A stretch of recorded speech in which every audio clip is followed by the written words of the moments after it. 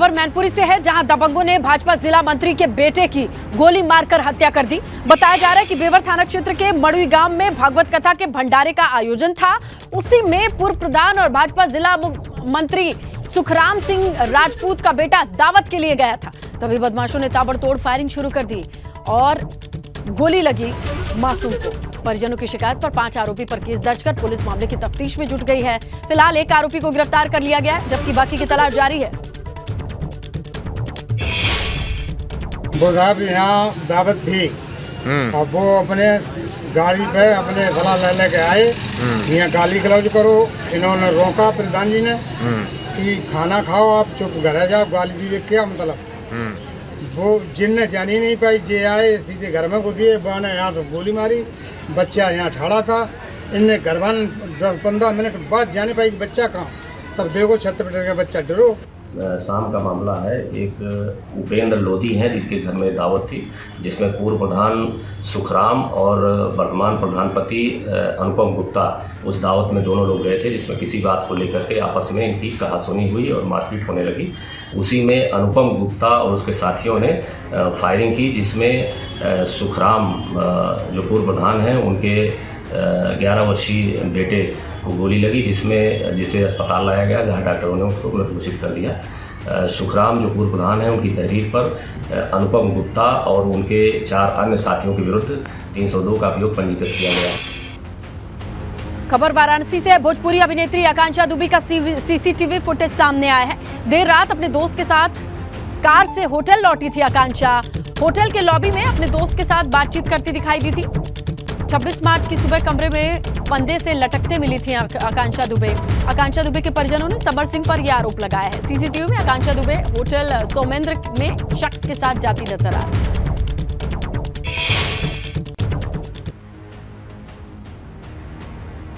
तो ये वो शख्स है जिसके साथ आकांक्षा अपने होटल रूम तक जाती है, लेकिन अगली सुबह इसी लास्ट फुटेज के बाद आकांक्षा अपने कमरे में पंखे से लटकता उनका शव मिलता है जब दरवाजा खुलता है। लेकिन उससे ठीक पहले वाली रात ये फुटेज लास्ट फुटेज है आकांक्षा का। पुलिस हर एक एंगल से जांच कर रही है और ये शख्स जिसने बैग पकड़ा हुआ है, ये आकांक्षा दुबे के साथ आता है और होटल की लॉबी में ये शख्स दिखाई देता है। पुलिस अब इस फुटेज के आधार पर अपनी जांच को आगे बढ़ा रही है। सपा नेता ने आजम खान के घर में कपड़ों से भरी पोटली फेंकने का जो मामला है, पुलिस ने इसका खुलासा किया है। पुलिस ने सीसीटीवी के आधार पर आरोपी को हिरासत में लेकर उससे पूछताछ की है। आरोपी का नाम मोहम्मद फहमीद है, जो उसी मोहल्ले की शेखों वाली गली का रहने वाला है और पुलिस की माने तो फहमीद मंद बुद्धि है। उसी ने आजम खान के घर पे ये पोटली फेंकी थी। हालांकि मामले में आजम खान की सुरक्षा में लगे 4 सिपाहियों पर भी गाज गिरी है। आपको बताएं कि सपा नेता आजम खान को वाई कैटेगरी की सुरक्षा मिली है। घटना के वक्त 3 सिपाही ड्यूटी से गायब थे, जिन पर यह कार्रवाई की गई है। उनकी सुरक्षा में वाई कैटेगरी की सुरक्षा है। उसमें हमारे सिपाही जो एब्सेंट थे वो सस्पेंड भी किया है और हिदायत भी किया है। सुरक्षा व्यवस्था बदस्तूर और पुख्ता रूप से जारी। 3 तो एब्सेंट थे, वो सस्पेंड हुए हैं। एक जिसकी ड्यूटी पर्टिकुलर टाइम किसी नहीं था, वो सस्पेंड हुआ है। 4 उनको रिप्लेस भी कर दिया गया है। भाजपा विधायक कृष्णानंद राय हत्याकांड मामले में आज अंतिम बहस शुरू हुई और मामले में कल फिर बहस होनी है। लेकिन बताया ये जा रहा है कि कल मामले में बहस पूरी हो सकती है। आपको बताएं 2005 में भाजपा विधायक कृष्णानंद राय समेत 7 लोगों की गोली मारकर हत्या कर दी गई थी, जिसमें मुख्तार अंसारी और उनके भाई अफजाल अंसारी मुख्य आरोपी हैं।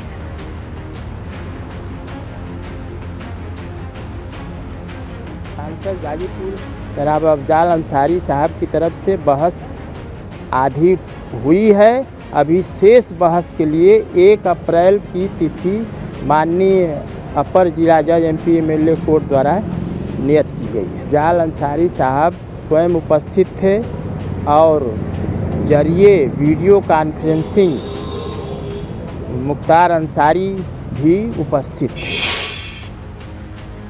पूर्व केंद्रीय मंत्री राज्यवर्धन सिंह राठौड़ का कांग्रेस पर बड़ा हमला। यूपीए सरकार में 2012 में बनाया गया था पार्लियामेंट का अप्रोजल और प्रोजेक्ट में 3000 करोड़ की हेराफेरी का प्लान था। कांग्रेस शासन में दशकों से चली आ रही कमीशन खोरी 2014 से पीएम मोदी के नेतृत्व में ये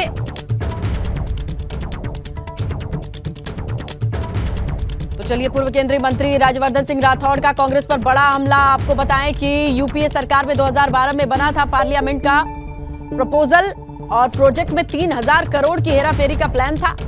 कांग्रेस शासन में दशकों से चली आ रही कमीशनखोरी 2014 से पीएम मोदी के नेतृत्व में चल रही ईमानदार सरकार आज देश में सेंट्रल विस्टा को जनआकांक्षा का प्रतीक मान रहे हैं। भाजपा सांसद और पूर्व केंद्रीय मंत्री राज्यवर्धन सिंह राठौड़ ने ट्वीट करके ये बातें कही हैं। तो नए पार्लियामेंट का प्रपोजल 2012 में सोनिया जी के रिमोट कंट्रोल वाली यूपीए गवर्नमेंट के समय स्वीकार हुआ था। ये ट्वीट का कंटेंट है। तब चर्चा थी कि इस प्रोजेक्ट के नाम पर 3000 करोड़ के बारे न्यारे होंगे। दशकों के कांग्रेसी शासन में कमीशनखोरी आम थी, तो क्या पता इसमें भी, और क्वेश्चन मार्क है। आज कांग्रेस की छटपटाहट कहीं यही तो नहीं। आगे भी ये ट्वीट करते हैं, शब्दों की सीमा से अब दूसरे ट्वीट पर जाते हैं, जहां 2024 में मोदी जी के नेतृत्व में ईमानदार सरकार आ गई। नए संसद भवन की अनुमानित लागत मात्र 971 करोड़ रह गई। आज देश नई संसद सेंट्रल विस्टा को जनआकांक्षा का प्रतीक मान रहा है, तो कांग्रेस बौखला गई और साबित कर रही है कि उसे देशवासियों के हर गौरव, हर खुशी से दर्द होता है। तो ये 2 बैक टू बैक ट्वीट हैं जिसमें कांग्रेस पर हमला बोला है पूर्व सांसद और मंत्री राज्यवर्धन सिंह राठौड़।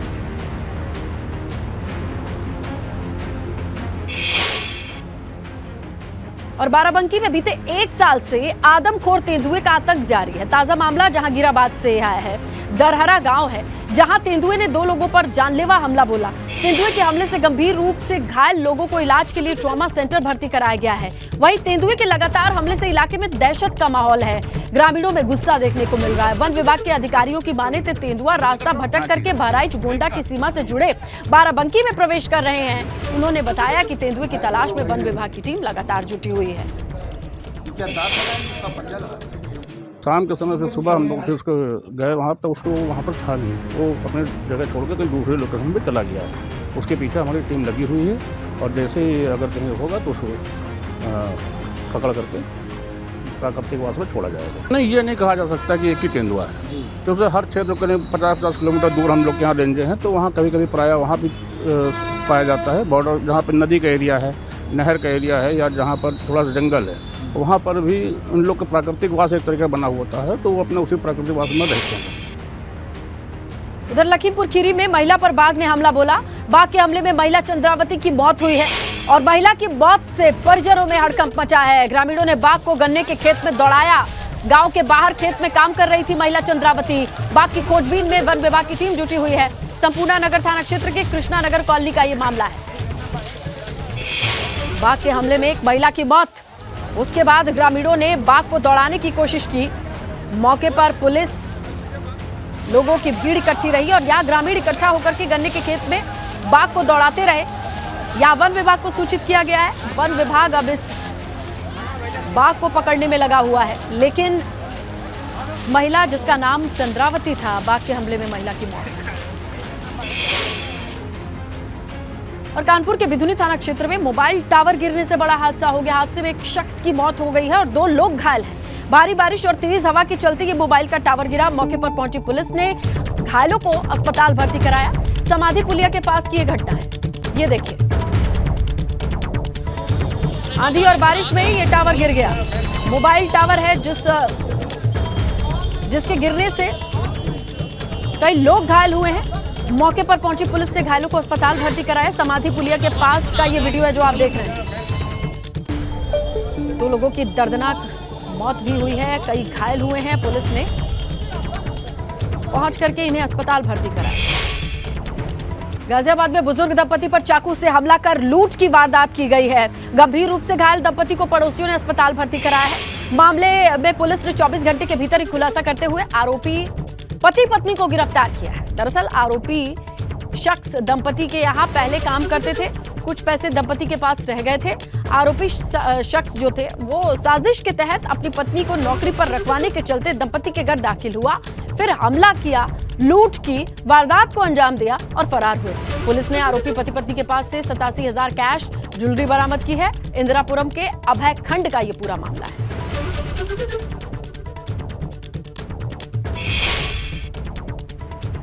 वाराणसी में झमाझम बारिश से किसानों की परेशानी बढ़ रही है। रुक रुक कर की बारिश, फिर तेज बारिश और कुल मिलाकर के किसानों की फसल को भारी नुकसान। रात में भी तेज हवाओं के साथ बारिश हुई है। बारिश से आम जीवन अस्त व्यस्त, बाजारों में सन्नाटा, तो वहीं अन्नदाता के चेहरे पर शिकन, क्योंकि पकी हुई फसल कटाई से पहले बारिश से काफी नुकसान। तो रबी की फसल की कटाई का वक्त नजदीक आ रहा है, लेकिन ऐसे में लगातार बारिश किसानों की परेशानी का सबब। और वाराणसी की तस्वीरें जहां रुक रुक करके बारिश का सिलसिला जारी रहा। अयोध्या पहुंचे डिप्टी सीएम केशव प्रसाद मौर्य ने विपक्ष पर जोरदार हमला बोला। उन्होंने कहा कि उमेश पाल हत्याकांड में शामिल अपराधियों को पुलिस पाताल से ढूंढ निकालेगी। इसके साथ ही मुस्लिम यादव वोट बैंक के बहाने उन्हें सपा अध्यक्ष अखिलेश यादव पर उन्होंने जमकर निशाना साधा। देखिए, उनको पकड़ने के लिए पुलिस लगातार प्रयास कर रही है और कोई भी आरोपी, मैंने कहा, पहले भी कहा था, आज भी कह रहा हूँ कि पाताल के नीचे भी जाके ज़मीन के नीचे छिप जाएगा पाताल में, तो भी उत्तर प्रदेश की पुलिस उन्हें खोज लाएगी। समय लग रहा है, ये हम जानते हैं, लेकिन पकड़े जरूर जाएंगे और कानून के अनुसार उन्हें कठोरतम सजा जरूर मिलेगी। मंत्री दयाशंकर सिंह का सपा पर निशाना। समाजवादी पार्टी केवल बयान देती है, दयाशंकर सिंह का यह कहना है। सपा के पास वोट नहीं है, इसीलिए बंगाल घूम रहे हैं। सपा सिर्फ बंगाल में तैयारी कर रही है, यह भी कहना है दयाशंकर सिंह का। हमने कहा कि सारी सीटें जीतेंगे, इस बात का दावा किया। पीएम मोदी की लहर को कोई नहीं रोक सकता। तो मंत्री दयाशंकर सिंह ने बैक टू बैक हमला बोला समाजवादी पार्टी पर। निकाय चुनाव 2024 में 80 सीट जीतने का लक्ष्य है, तो निकाय चुनाव के लिए भी कोई लक्ष्य बीजेपी ने तय किया होगा? देखिए, निकाय चुनाव भारतीय जनता पार्टी सदैव जीतती रही है। पिछली बार भी 16 नगर निगमों में से 14 नगर निगम भारतीय जनता पार्टी के पास थी। 200 नगर पालिकाओं में से 160 नगर पालिकाएँ भारतीय जनता पार्टी के पास थी। इसी तरह से नीचे नगर पंचायतों में भी भारतीय जनता पार्टी सर्वाधिक सीटें जीती। इस बार 17 नगर निगम है और 17 के 17 भारतीय जनता पार्टी जीतेगी। नगर पालिकाओं में भी 90% सीटें भारतीय जनता पार्टी के पास रहेगी। और इस बार नगर पंचायतों को भी हम लोग चुनाव 100% लड़ने जा रहे हैं, वहाँ पर भी भारतीय जनता पार्टी जीतेगी। इसलिए इस पर हम लोग का कोई संदेह नहीं है। और जो काम हुआ है माननीय मोदी जी और योगी जी के नेतृत्व में, तो हम लोगों को पूर्ण विश्वास है कि हम 100% सीटें जीतेंगे। बीजेपी, आपने कहा कि पहले भी नगर निगम चुनाव में बहुत सीटें जीती है। नगर निगम की अगर बात करें, शहर की पार्टी मानी जाती थी, लेकिन अब सब जगह उसका विस्तार है। लेकिन समाजवादी पार्टी की भी इस बार तैयारी, बूथ तक वो अपना स्ट्रक्चर तैयार कर। देखिए, समाजवादी पार्टी केवल बयान देती है कि ये तैयारी है। भाई, तैयारी उनकी कोई तैयारी नहीं है, न उनके पास वोट ही नहीं है। वो तो जब आजकल बंगाल में घूम रहे हैं, आज उत्तर प्रदेश छोड़ के बंगाल घूम रहे हैं, तो क्या तैयारी है? बंगाल में तैयारी कर रहे हैं। वो जो है वहाँ आपको जो केसीआर जी के साथ वार्ता कर रहे हैं, वहाँ तैयारी कर रहे हैं। वहाँ कितना वोट दिलवाएंगे, वो आके यहाँ कितना वोट दिलवाएंगे। भाई, इलेक्शन के पहले कहते 400 सीटें जीतेंगे। भाई, कितनी सीटें आई उनके पास? भाई, 2014 से लगातार तो उनको पराजय ही मिल रही है। भाई, 2014 में उन्हीं की सत्ता थी। भारतीय जनता पार्टी प्रचंड बहुमत से जो है लोकसभा जीती। 2017 में उनके भाई खुद सत्ता में रहते हुए भारतीय जनता पार्टी मैंने बहुत ही जीती ही नहीं, बहुत ही सर्वाधिक मतों से जीती। 2019 में विमेल गठबंधन उन्होंने किया सपा और बसपा को, जो एक पूर्व और पश्चिम है।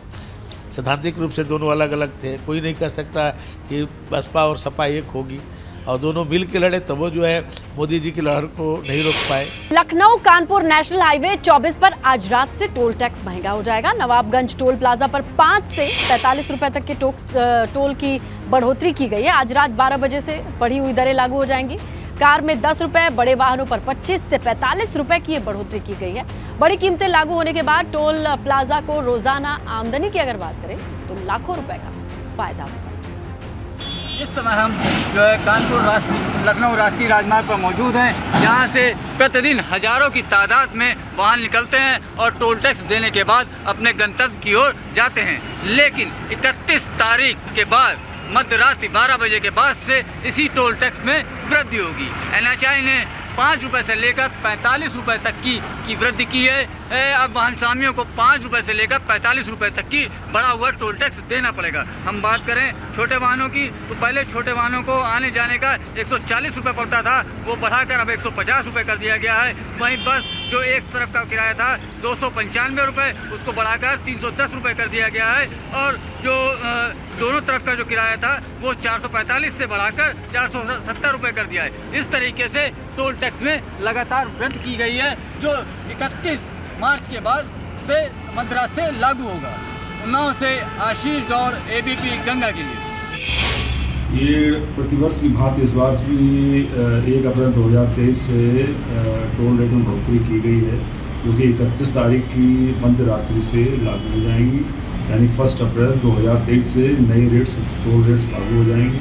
5 रुपये से लेकर 45 रुपये तक की वृद्धि की गई है।